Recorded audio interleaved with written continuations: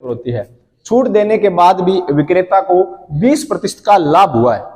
उसने छूट दे दी, उसके बाद भी 20% का लाभ है, तो उस वस्तु का क्रय मूल्य बताना है, यानी उस वस्तु को कितने में खरीदा गया था। तो सबसे पहले हम देखते हैं कि अंकित मूल्य 800 रुपए, छूट होती है वो अंकित मूल्य पर होती है। अंकित मूल्य पर कितने प्रतिशत की छूट है?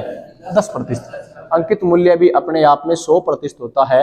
100% में 10% की छूट देना मतलब कम करना। 10% की छूट दी गई तो वस्तु को कितने प्रतिशत में बेचा गया? 90% में। तो हम क्या करेंगे? 90% ज्ञात करेंगे। 90% ज्ञात क्यों करेंगे? छूट है कितने परसेंटेज की? डिस्काउंट है 10% का। 90% जैसे ही ज्ञात करेंगे तो देखेंगे कौन सा मूल्य आ जाता है। 2 0 से 2 0 कैलकुलेट हो गए। 8 को 9 से गुना किया 72 के आगे 0 लगाया 720। ये अंकित मूल्य था। अब डिस्काउंट देने के बाद, छूट देने के बाद कौन सा मूल्य आ गया? विक्रय मूल्य आ गया। यानी इस मूल्य पर वस्तु को बेचा गया है कितने में? 720 रुपए में। इस वस्तु को 720 रुपए बेचा है और इसमें लाभ भी शामिल है। कितने प्रतिशत का लाभ है? 20% का।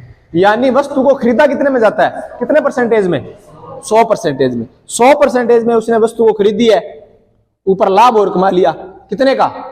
20% का। तो वस्तु को कितने प्रतिशत में बेचा है?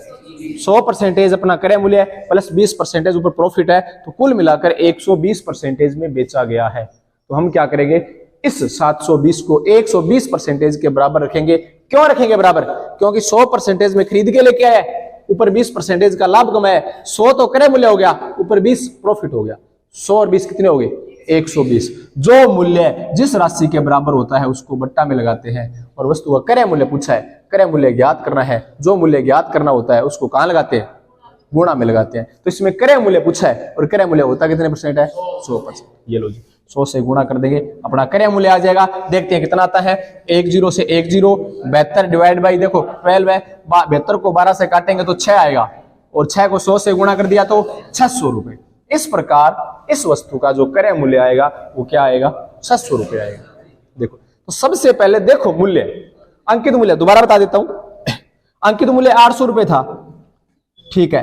अंकित मूल्य पर पहले छूट दो आप। अंकित मूल्य भी अपने आप में 100% होता है। अंकित मूल्य पर आपने कितने प्रतिशत की छूट दी? 10% की छूट दी है। अंकित मूल्य पर 10% की छूट दी है तो 100% में से 10% कम हो गए। वस्तु बिकी है वो अंकित मूल्य के हिसाब से 90% में बिकी है। तो आपने इसको कैलकुलेट किया, इसको काटा पीटी की, तो कुल मिलाकर आपका जो विक्रय मूल्य आया वो कितना आया? 720 रुपए। 800 ऊपर लिखा हुआ था वस्तु के ऊपर, 10% की छूट दे दी। 10% की छूट दी तो 90% बेचा 720 रुपए। अब इस मूल्य में वस्तु को बेचा गया है, बेचने वाला मूल्य होता है वो विक्रय मूल्य होता है।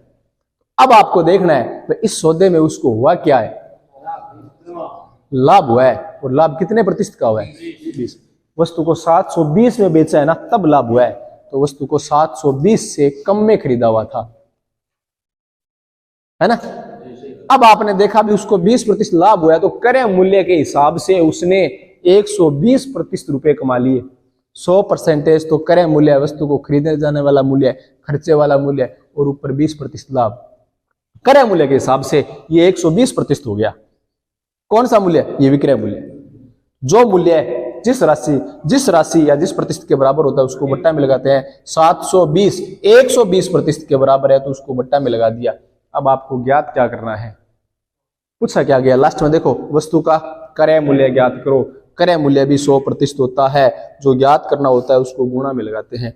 1 0 से 1 0 कट हो गया, 12 एकम 12, 12 छक्के 72, 6 को 100 से गुणा किया 600 रुपए। अब नोट करो सवाल, एक बार नोट करो सवाल।